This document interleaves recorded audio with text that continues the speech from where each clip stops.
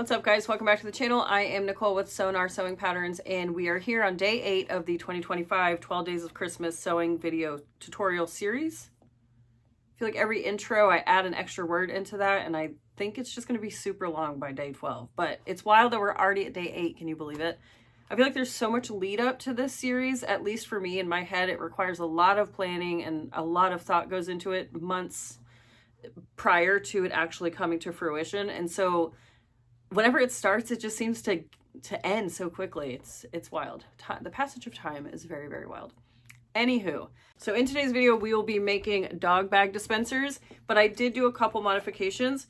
Say you're a beginning sewist and you are not the most proficient with zippers, or say you want to add these to your vending table and you want to cut costs where you can. I'm going to show you how to make the dog bag variation with no zipper at all. It just uses overlapping to stay closed, and it worked great. I use this on my leash personally, and you can add the dog bag dispenser here, or you can add the zipper if you like the structure that it gives, or say you just like to work with zippers, you can add that.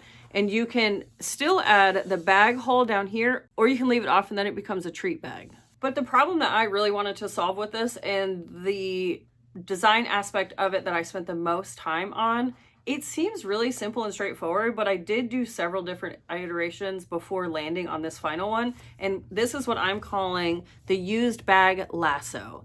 So the way that it works is after you take an unused bag out of here and you use it, then you just tie a knot in the bag like normal, and you just slide the knot up through here, and then you let gravity do its job.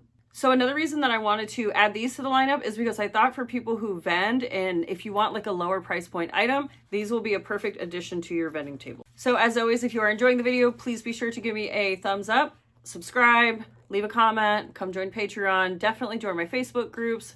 I want to see all of these projects that you're making, so please come and share the photos, share with the class. Happy sewing. Okay, the first one that we are going to make is the overlap edge pouch, and I'm making that as a bag dispenser. The way that I know it's a bag dispenser is because I have the hole cut out in the center bottom. Now, if you want to do the bag dispenser with the zipper closure, you can certainly do that. Just make sure that you cut out the zipper pouch pieces rather than the overlap edge. And you just want to make sure that you have the hole in the bottom section, your bottom panel here. Now I'm just doing the regular overlap pouch. So the first thing I'm going to do is add my hardware to this hardware strap. I'm just going to clip it. So a note about the hardware, I like this style hardware for this use because I know for sure that this can get around any thickness of a leash. But if you want to use a regular piece of hardware from your bag making supplies, you can go ahead and do that. Just make sure that you're not setting yourself up for failure. Make sure that you can attach and remove the hardware from your leash prior to doing this. And I do think if you're going to be making these to sell, you might want to consider upgrading this section to a carabiner, because then you know for certain that they will fit on any leash, be easy to get on and off, and all of that jazz. I digress. You need to fold your hardware strap around the opening on your clasp, wrong sides together, and clip into place. And I'm just going to pick a side, one of my short sides, and lay it here in the center. If you want to measure, you certainly can. I'm not going to get too in the weeds with that. Once you have this laid out, you're going to lay 1/2 of this overlap edge piece on top, lining up your edges to the best of your ability, rotate, and then lay this guy on this side. Now we are just going to go to the machine. We're going to stitch around all 4 of our straight edges, back stitching well at start and stop. And then we're going to join our boxed bottoms here to make the box itself come to life.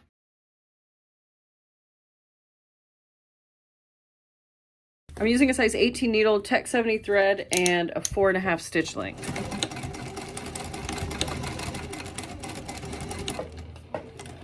I did add some back stitches over this section here where my 2 pieces overlap.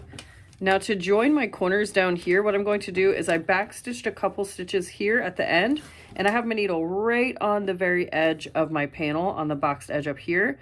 What I'm going to do is lift my presser foot and turn my work to where my corners are straight, and then I'm going to push these corners making sure that nothing shifts on me, I'm going to push them to connect and then straighten up my angle here and then continue sewing.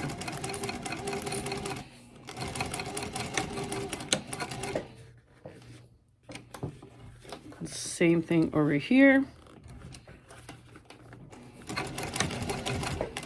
And then now when I get to this hardware, I am going to backstitch a few times and ensure that everything is nice and in place. I don't want it to move around whenever it is in use.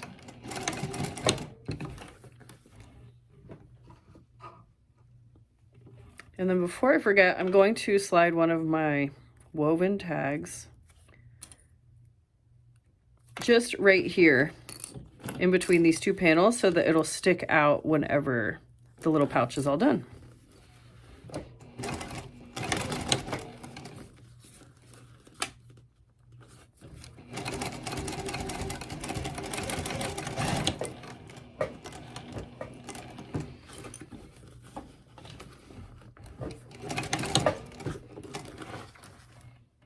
All right, so after you stitch everything, it should look something like this.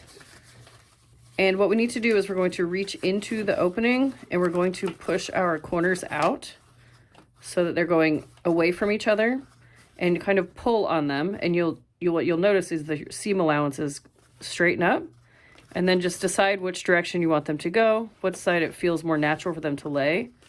I like to lay them opposite. And then we were going to just stitch down each boxed edge to finish the pouch.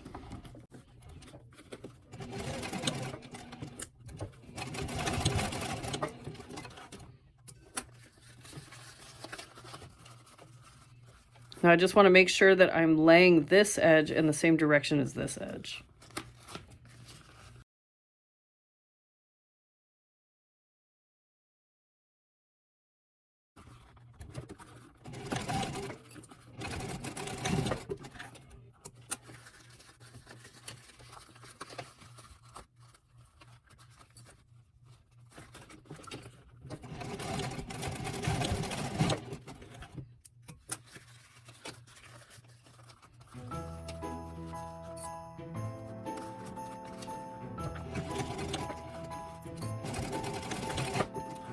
Our little box is almost complete. I'm just going to trim up my seam allowances here so they're nice and even. And then if you have thread that can be burned, you can go ahead and just singe your edges here. If you want to, you can finish off the inside edges by adding a thin layer of Mod Podge or glue to these raw edges. But I think when the bag is in use, this agitation is going to be so minimal because it's just going to be the poop bags in there. I don't think it's necessary. All right, and let's flip it right side out.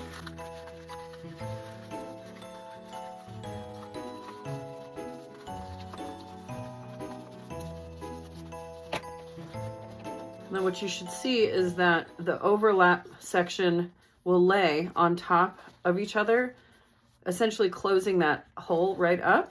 This is the style that I carry with my bags, and I haven't had any issues whatsoever with it coming open, even when I'm getting a bag out from the bottom here. So here we go. Bag one, done. Okay, bag style number 2 is the zipper bag, and this is what I call the treat bag. That's why there is no hole here, because you don't want treats falling out of the bottom. But again, like I said before, you can do any combination: zipper, hole, no zipper, no hole, you know, you get what I'm saying. The difference between this section here, the zipper pouch pieces, versus the overlap edge pouch, the overlap pieces are longer so that when they're sewn together, they close themselves. Whereas the zipper pouch are more narrow because we will be adding some depth here whenever we add our zipper. But other than adding the zipper, it's going to come together in the same exact fashion. So we will start by putting our hardware through our hardware strap loop. Put that off to the side. Now we're going to work with the long edge here. You don't need to use tape, but if you have it and you like to, go ahead and put some tape along both of these long edges right at the top. Otherwise you can use glue or just clip once we get to the next step. All right, so you're going to just grab your paper, peel your paper, and then lay your zipper in place. Obviously mine is very long, and that's okay because we're just going to trim it down. But because I have so much room to work with, I'm going to keep my pole out of the way.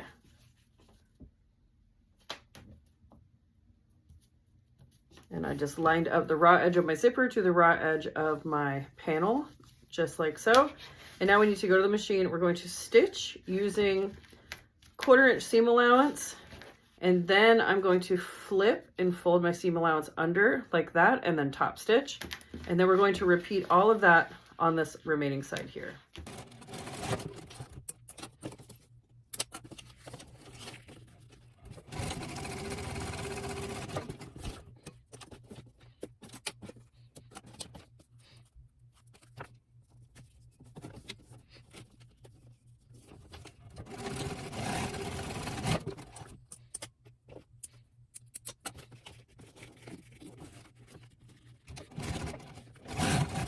All right, we're all stitched up. I did take that opportunity to go ahead and add my tag. Now I put it on the opposite end of where we're going to put our hardware, which will go over here.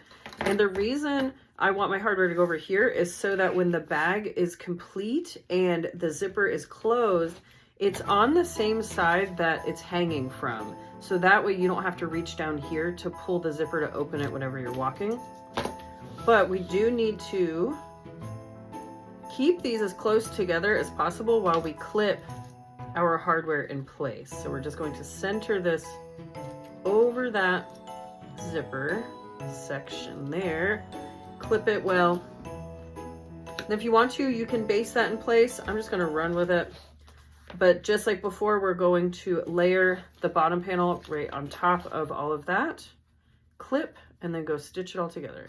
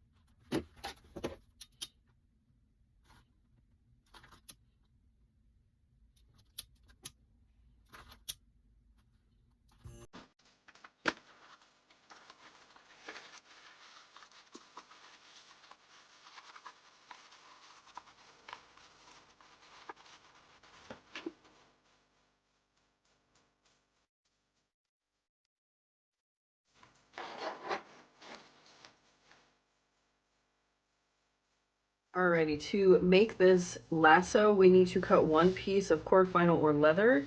This is 7 inches tall by 1 inch wide.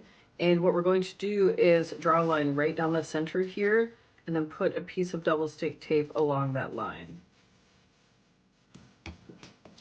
Now we are folding this to be a 1/2 inch wide, so that means that you can use whatever 1/2 inch wide hardware that you have.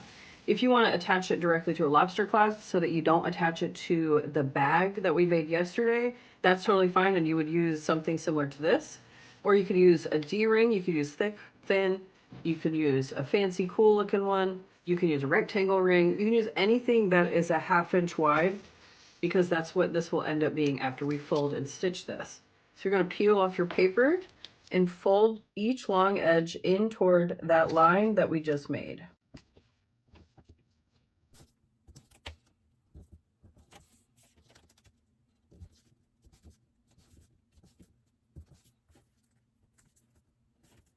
Now, if you decide that you don't want to do a 1/2 inch and you want to do 3/4 of an inch, that's totally fine. You just need to cut a piece of cord vinyl or leather that is 1 1/2 inches wide, and then do the same process, just fold it in toward the center.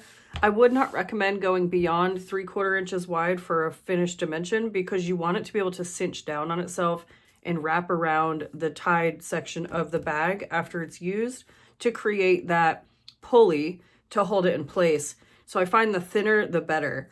If you want to, you can even use pre-made strap for this. You could probably get creative and do lots of different options for this guy here. So once you get your long edges folded in toward the center, we're just going to go to the machine, and I'm going to stitch down either side of this raw edge center right there.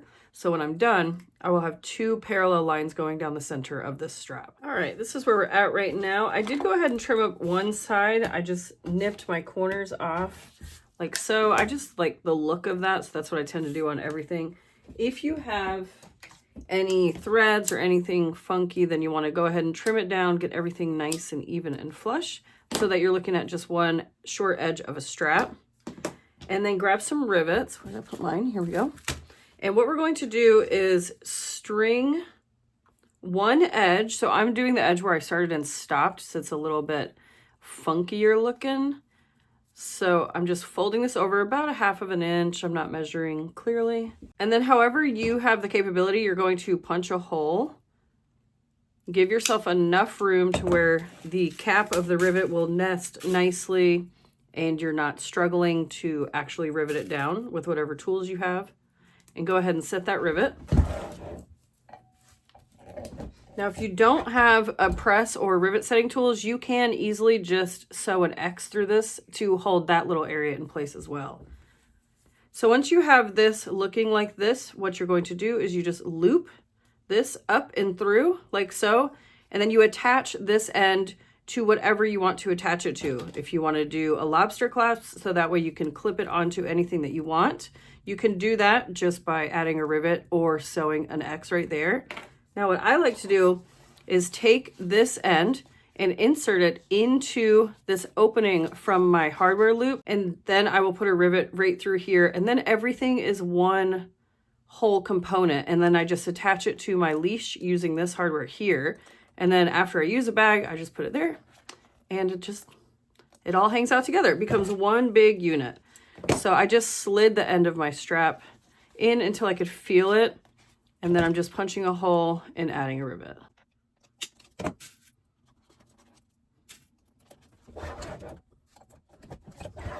And that is how I add the lasso, the bag lasso, to my pre-made bag dispenser. Shoppa, Clemmy, and I want to thank you for joining us today in this installment in the 2025 12 Days of Christmas video series, and we will see you back here tomorrow.